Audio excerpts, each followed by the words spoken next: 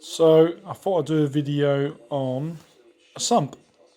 Might seem a weird thing to do a video on, but this is a windage tray racing canton sump with the additional capacity for oil, which means you get cooler oil and less oil starvation. And also if you do circuit racing or track racing, you get less. So I think basically Canton buy the pressed sump, and then you can see what they've done. They basically weld the square onto it. There's a takeoff there if you want to go to an oil cooler, or I think a lot of people use different outlets, dry sumps. So that's generally the pan. It's plated so it won't rust, but then inside you can see they have the one-way hinges, the one-way valves, or hinges I'd say, so that stops oil being tricked about. There's another one, you just see it there, and there's an open entrance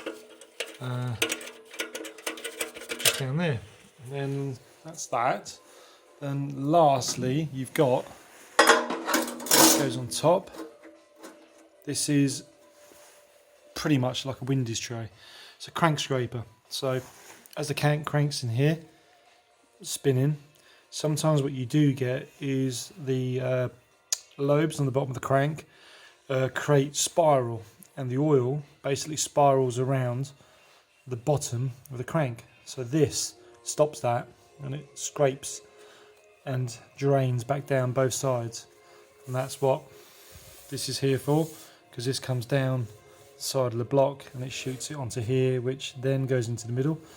And lastly, the oil strainer and filter also fits in here really snugly, so when you're going around corners, this is always full of oil.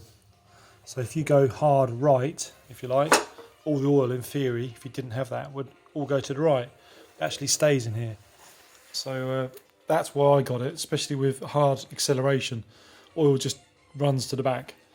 And also having this here also stops the oil from flicking up. Actually keeps it there. It's very, very thin. You can see how it is.